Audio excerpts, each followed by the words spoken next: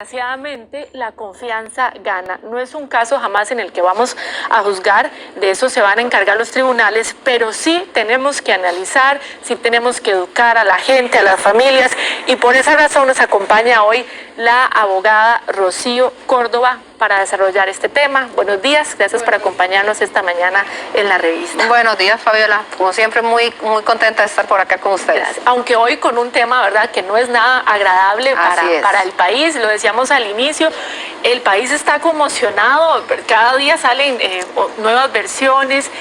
Qué importante es ponerle atención a esas personas que están cerca de nuestros hijos, ¿verdad? Y no exagerar, pasarnos de confiados.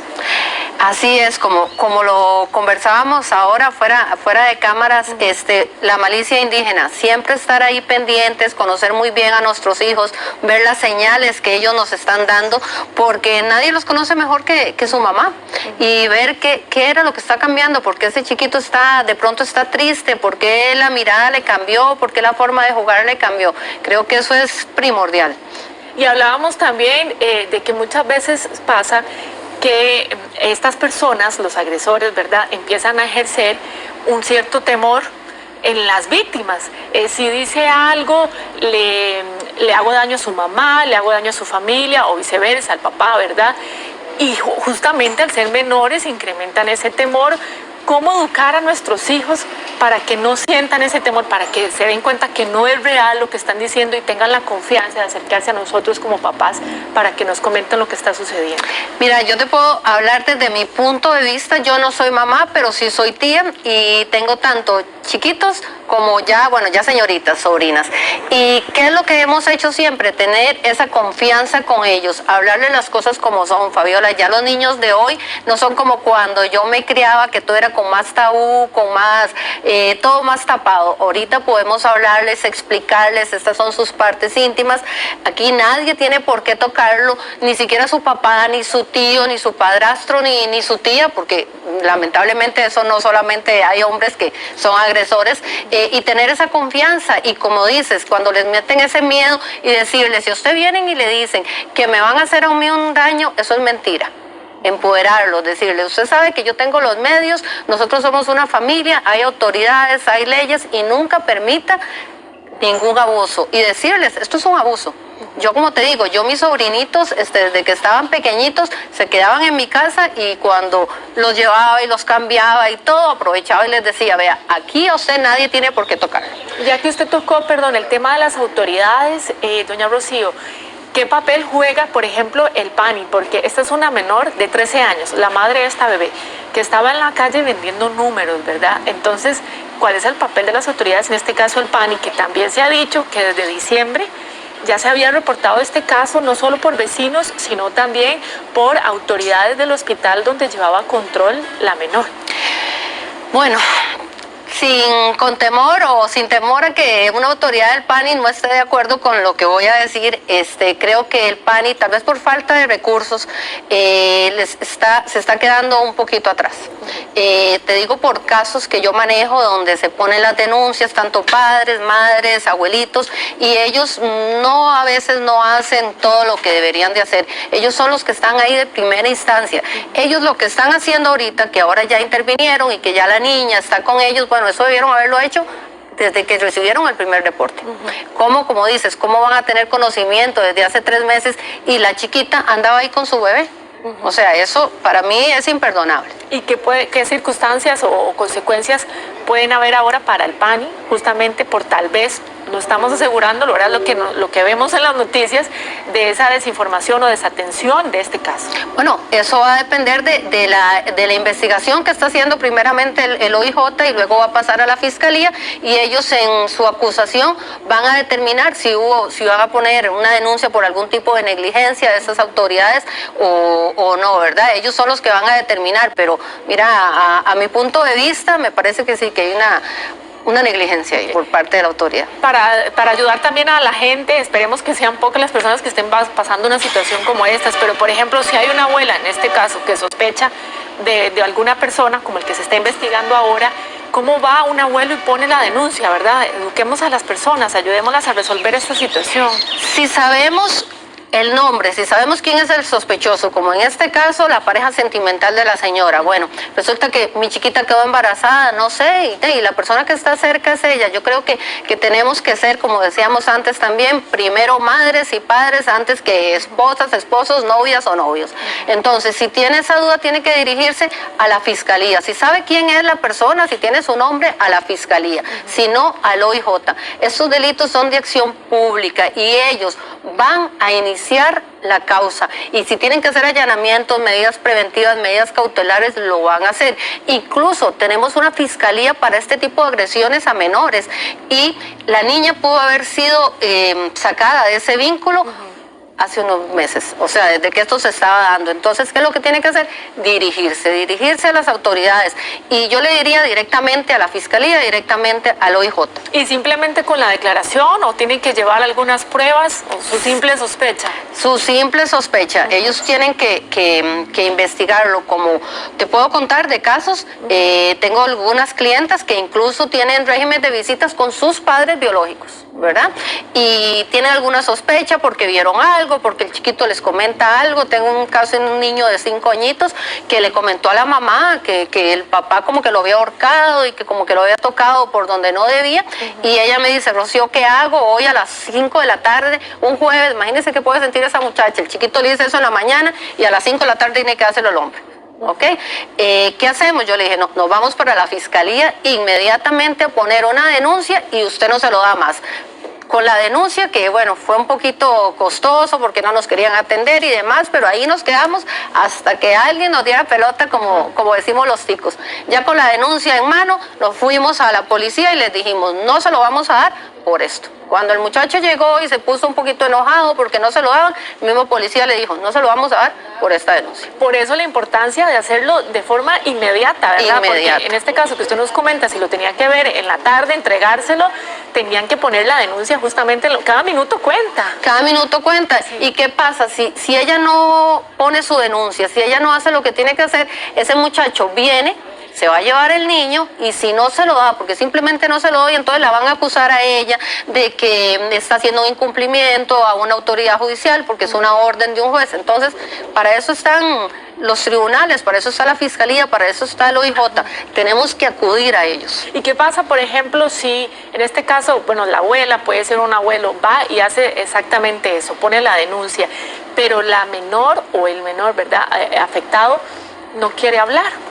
Bueno, para eso ellos también tienen todo un departamento que ahí los voy a defender, son muy buenos. Con este caso de este niño lo vi, de hecho, Fabiola, hasta se me vinieron las lágrimas cuando vi aquel dibujo que había hecho ese chiquito, porque ellos tienen todo el mecanismo, están preparados para entrarle de la mejor manera a ese chiquito y saber qué fue lo que pasó. Este caso que te comento, el chiquito hizo un dibujito, y vea, en ese dibujo él explicó qué era lo que estaba pasando. Sí, ponerle atención, exacto. Entonces, sí, antes incluso de que le recibieran la denuncia, lo atendió la trabajadora social del mismo Ministerio Público, y en base en eso, ya ahí sí, nos dieron toda la pelota del caso, claro. Pasaron a la mamá, me pasaron a mí, le dijeron: está pasando esto, y vamos de una vez a tomar la denuncia. Formas diferentes de expresar las emociones. Y hablando de esta joven de 13 años, de esta niña, ¿verdad? Es una niña.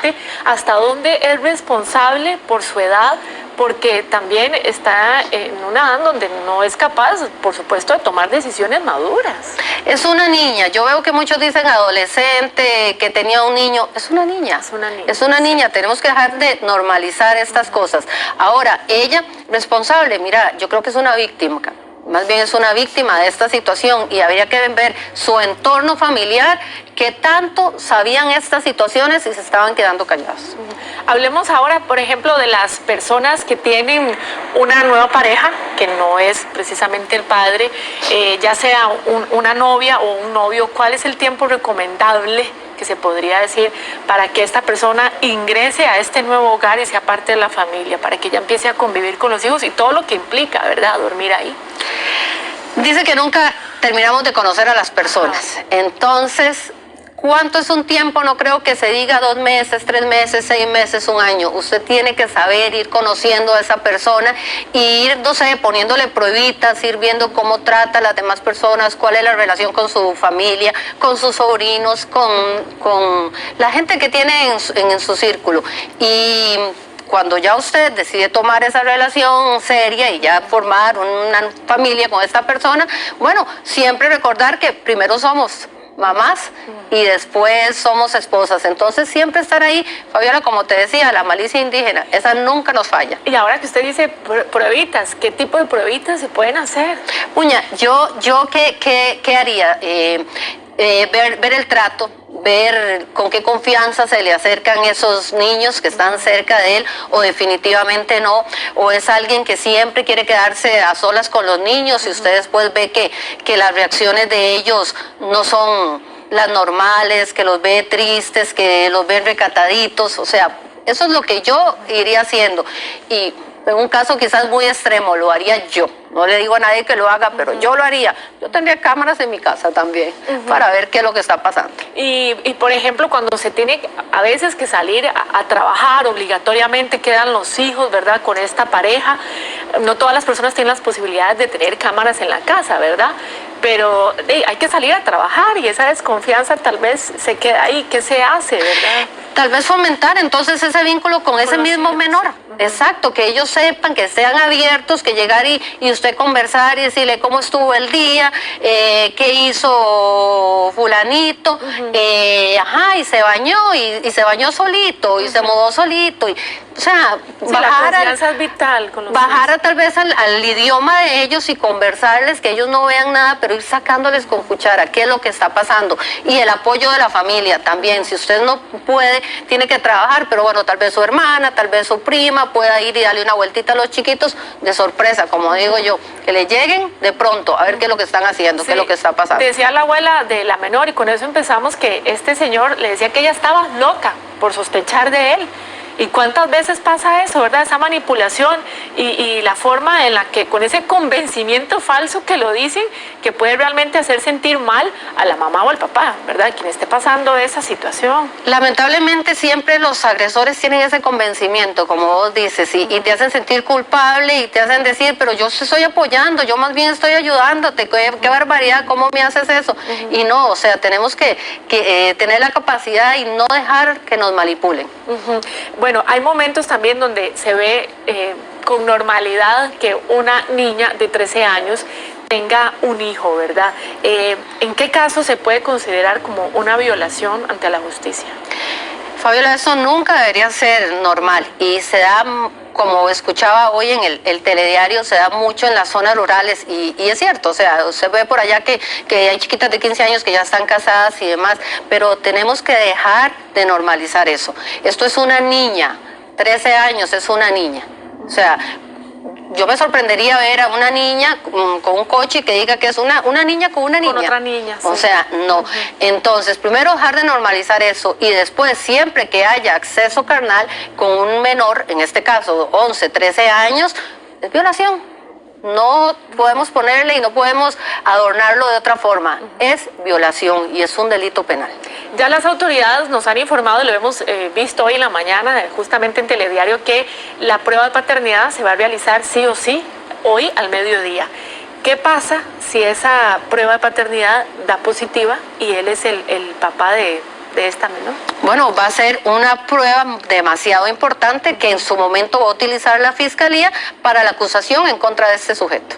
Ahora hablábamos también previamente de la conducta que ha mostrado este sospechoso, ¿verdad?, ante la desaparición de la menor. Ustedes que son los expertos, ¿qué es lo que refleja, ¿verdad?, al permanecer callada esta persona? Escuchaba yo una entrevista a un criminólogo y también una persona que conoce estos comportamientos, que decía que lamentablemente estas personas que no quieren hablar, no quieren decir nada, entiendo, según lo que vi también en las noticias, que este señor ni siquiera con su defensor público está queriendo hablar. Entonces, determinaba el criminólogo que lamentablemente estas conductas casi siempre son de personas que se cercioran, se aseguran de que su víctima fallezca. Es súper triste, de verdad, cuando que él está asumiendo ahora. Yo escuché eso, de verdad, hasta se me vinieron las lágrimas, claro. Pero que eso es lo que dicta el comportamiento de estas personas que yo podría mencionar y decir que son psicópatas. Y bueno, la hipótesis que se está manejando, por supuesto, es que él decidió raptar a esta niña, ¿verdad?, para evitar esa prueba de paternidad. ¿Cuándo sí y cuándo no se debe realizar o siempre en todo caso amerita realizar esa prueba? Inicialmente, hasta donde tengo conocimiento, lo que había era un proceso en un juzgado de familia, que también no entendí nunca por qué un proceso en un juzgado de familia y no directamente en una fiscalía por lo que estaba sucediendo. Entonces, en un juzgado de familia, si él no se presenta, si no se hace la prueba de ADN, se va a dar la presunción. Ok, si no me la hice, por algo no quise hacerla. Entonces, el juez va a determinar que sí es el papá por esa presunción. Pero aquí ya la cosa superior, ya estamos en temas penales y demás, y esa prueba se va a dar. Probablemente ya tienen todos los marcadores y lo que necesitan los forenses para hacer estas pruebas. Entonces, siempre que hay sospecha, se puede realizar. Sí. Se justifica. Claro que sí, claro que sí. Bueno, como mamá no me puedo imaginar, ¿verdad?, el trauma que está viviendo la menor y muchas personas, ¿verdad?, que nos identificamos con este caso. ¿Qué pasa ahora, por ejemplo, con el PANI, ¿verdad? La intervención que debe hacer esta institución con esta menor de 13 años. Bueno, gracias a Dios, ya la niña está con el PANI, claramente va a necesitar muchísima ayuda, Claro. va a tener mucha terapia. Dios quiera que la niña aparezca con vida y pueda reunirse con sus mamás y juntas puedan tener todo el apoyo que tienen que darle. Y todos los que estamos también como sociedad, o sea, no podemos, porque esto no está pasando en mi casa, porque no pasó en mi familia, entonces lo dejo de un lado. Creo que todos debemos de apoyar esta situación, Fabiola, como te decía, yo no podría ver que esto esté pasando en mi barrio y no hacer nada. Claro. O sea, a mí que me digan chismosa, zapa, lo que usted quiera, pero yo voy, intervengo a ver qué está pasando. Bueno, en de esto. hecho eso fue lo que hicieron algunos vecinos, ¿verdad?, con la denuncia. Y me parece que muy apoyaron bien. desde diciembre y no pasa nada, ¿verdad? Y no se pasa deja nada. pasar estos meses que después muchos se lamentan, ¿verdad? Lamentablemente eso suele suceder y pasa mucho también con la agresión a las mujeres, y es que vea, las mujeres, los niños, los adultos mayores, que es un tema que aquí tocan demasiado, son vulnerables, son la comunidad, son Sí, los la ciudadanos, población más exacto, la población vulnerable. Entonces, lamentablemente usted pone la denuncia, pero hasta que no pasa más, nadie hace nada. Aquí, vea qué grave donde estamos, y es un reflejo de eso. Bueno, retomando el perfil del sospechoso, ¿verdad?, que en este momento está detenido, que es una persona callada, que no tiene un trabajo fijo, cualquiera diría, bueno, no son señales de desconfianza, ¿verdad? Es una persona normal, tranquila, y pasa todo lo contrario, ¿verdad? ¿Cómo ponerle atención justamente a esas cosas? Porque qué difícil a veces es realmente identificar que es una persona agresora. Sí, pues como usted lo dice, que una persona en este momento esté desempleado no significa que sea un violador, que sea un asesino, claro, cosas. no lo puede relacionar uno directamente. O sea, definitivamente, pero tal vez ver, y claramente, pues no todos somos criminólogos como para ir y determinar cuál es el perfil psicológico de la persona, pero los pequeños detalles, las actitudes, repito, la malicia indígena, esa le va a decir a usted como mamá, como tía, aquí está pasando algo, los cambios en el niño. Yo pienso que sí ver las actitudes sospechosas de él, pero ver qué está pasando con esa niña. ¿Por qué se volvió calladita? ¿Por qué tiene una mirada triste? ¿Por qué ella no quiere hablar? ¿Por qué se mete en el cuarto? Yo conocí el caso de una niña que jalaba el sillón y lo ponía contra la puerta. ¿Por qué Sí, estaba se estaba haciendo eso? protegiendo, claro. Incluso a veces hasta los propios familiares notan cosas que uno como mamá o papá no lo hace, ¿verdad? Vamos a retomar este tema dentro de pocos minutos porque queremos ir con nuestra compañera Mónica Matarrita, que justamente le ha dado cobertura a esta situación, y ella nos informa en vivo sobre la búsqueda de esta menor de 9 meses que se reanudó a las 8 de la mañana. Adelante, Mónica. Hola, ¿qué tal? Buenos días. Así es, estamos ya en este momento en el trapiche de Juan Viñas, donde se concentra la búsqueda que están realizando las autoridades para tratar de ubicar a esa menor de 9 meses. Ya en este momento la fuerza pública ya estableció el perímetro. En esta ocasión, por lo menos el día de hoy, el perímetro está un poco más afuera. Esta carretera que ven es la que lleva al ingreso principal del Cañal, donde están buscando a la bebé de 9 meses. autoridades. El día de ayer estábamos un poco más adelante, sin embargo hoy el cierre está ya casi que en el puro ingreso de la carretera a un lado de la ruta 10 que comunica Cervantes con Turrialba. El día de hoy se tiene previsto que a los 90 oficiales de Fuerza Pública y del organismo de investigación judicial se sumen 2 equipos especializados del OIJ, uno de buceo que va a revisar unas quebradas que hay en la propiedad y también la brigada operacional de apoyo del organismo de investigación judicial. La búsqueda de las autoridades se concentra específicamente en este cañal porque, como ya lo hemos venido informando, la última vez que se vio al sospechoso posterior a la privación de libertad de esta bebé fue en esta propiedad, fue en este cañal, y por esa razón es que las autoridades están concentrando la búsqueda en este momento. Apenas están llegando los diferentes cuerpos policiales que están participando en este operativo. Todavía hace falta el ingreso de más personal. Sin embargo, ya el perímetro está establecido y se está a la espera que llegue más oficiales de Fuerza Pública, del organismo de investigación judicial, principalmente de la delegación de Cartago, que es la que tiene a cargo este caso. Acá en imágenes vemos un poco del terreno, como es acá. Estaba comentándoles que el cañal se ubica a un lado de la ruta 10 y es acá donde se concentran las labores de las autoridades y se van a concentrar durante el resto del día, hasta eso aproximadamente de las 5 de la tarde, cuando ya empieza a oscurecer y pues esta condición afecta el trabajo de las autoridades, y a partir de ese momento es cuando ya se suspende la búsqueda. Hasta ese momento no hay hallazgos acá en la zona. Lo decía el organismo de investigación judicial, por lo menos hasta el día de ayer que finaliza la búsqueda, lo único fue el rastro positivo de la unidad canina del recorrido que habría hecho este sujeto sospechoso posteriormente a la sustracción de la menor de edad. Es lo único que se ha ubicado acá, un rastro positivo de la unidad canina, y en la vivienda del sospechoso que habían allanado el día lunes se ubicó el carro con el que aparentemente él se trasladó hasta esta propiedad y que se presume que también traía a la bebé para posteriormente abandonarla en esta finca. Y se decía que el organismo de investigación judicial había encontrado prendas de la bebé y el coche, pero esto ocurre el mismo domingo en el sector de Cervantes, donde ocurre la sustracción de la menor de edad. Compañeros, de momento esta es la información que se maneja hasta ahora.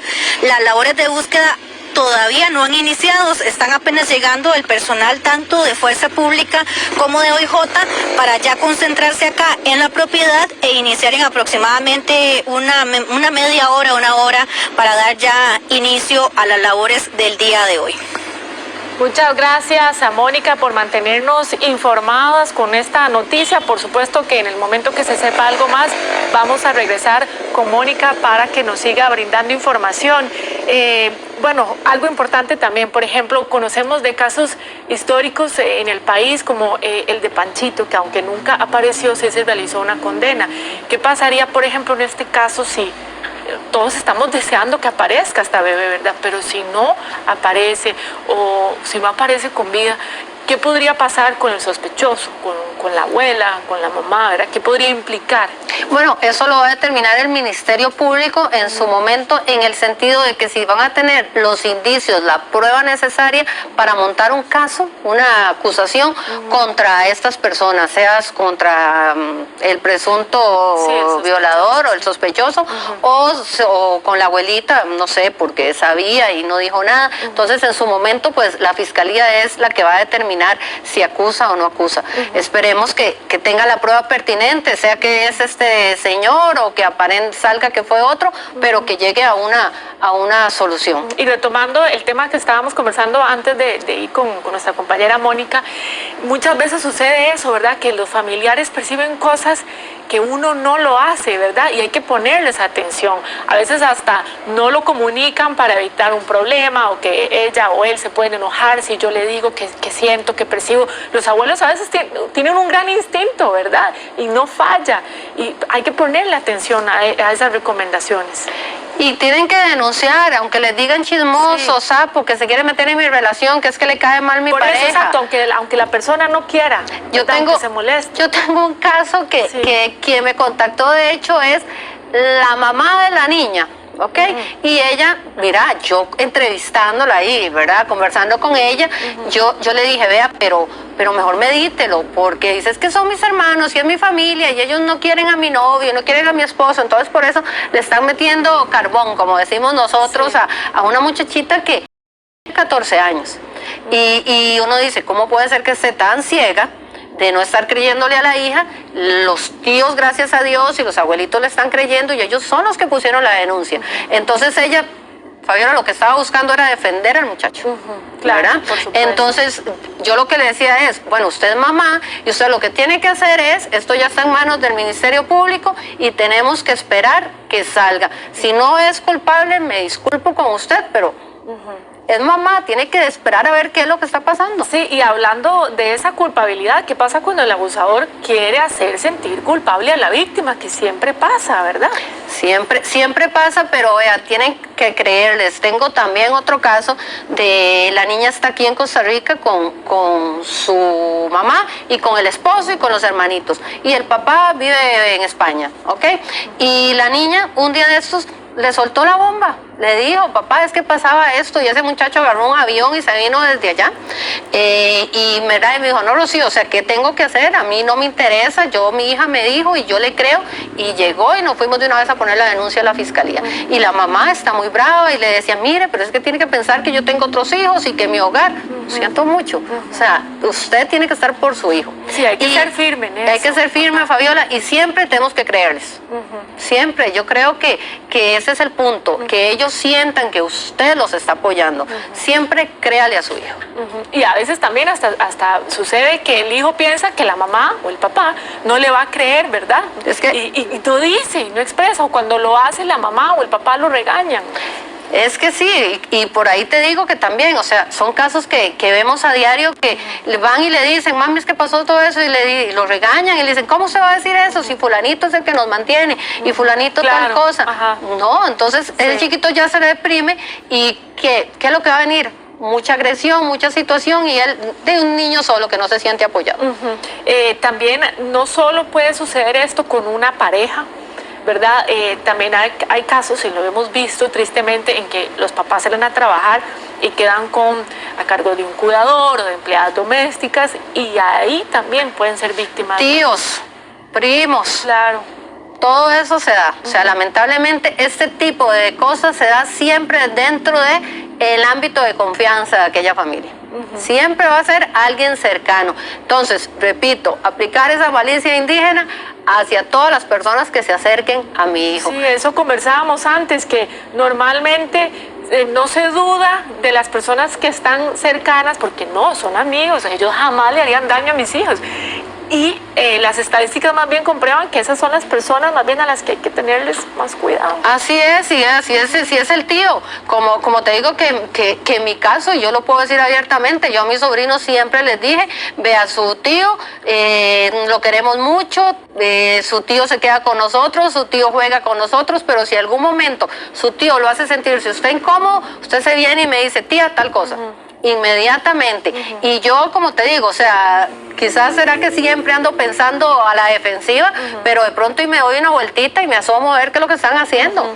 O sea, estar ahí siempre. Sí, quiero traer aquí a la entrevista una parte de la declaración que dio la mamá de esta menor, y ella dijo, ella siempre me dijo que el papá de la menor era un compañerito de la escuela y que todo había pasado en la escuela. Yo fui a la escuela a hablar con las maestras, ellas están de testigos de todo lo que se hizo cuando yo me di cuenta del embarazo. O sea, la madre de la menor señaló dudas para conocer la verdad de este embarazo, hasta dónde puede servir eso en un juzgado, y también el testimonio de las maestras. Bueno, y yo diría, y la escuela, si esto es cierto, si la señora fue, interpusieron una denuncia. Porque ¿cuál es el protocolo? Hasta donde entiendo no existe un protocolo para que ellos manejen este tipo de cosas. Entonces la dirección, la escuela, la orientadora debe haberse dirigido a la fiscalía e interponer una denuncia para que investigaran. Las autoridades son los que tienen que llegar al fondo de esto y determinar si realmente era un compañerito Bueno, pero ¿cuál compañerito? ¿Y qué fue lo que pasó? ¿O venía por otro lado? Aprovechando también este espacio, queremos recordarle a las personas que no se silencien, que si saben de alguna situación y tal vez tienen temor de involucrarse muy personalmente con la familia, ¿verdad? Pero pueden hacerlo de forma confidencial y hay una línea que habilita justamente el OIJ, que es la 808.645, donde siempre se están recibiendo denuncias confidenciales. Si usted sospecha de alguna situación, hágalo, no tenga miedo, porque realmente pueden salvar vidas con estas denuncias. Y queremos recordarle a la gente, ¿verdad?, que lo haga.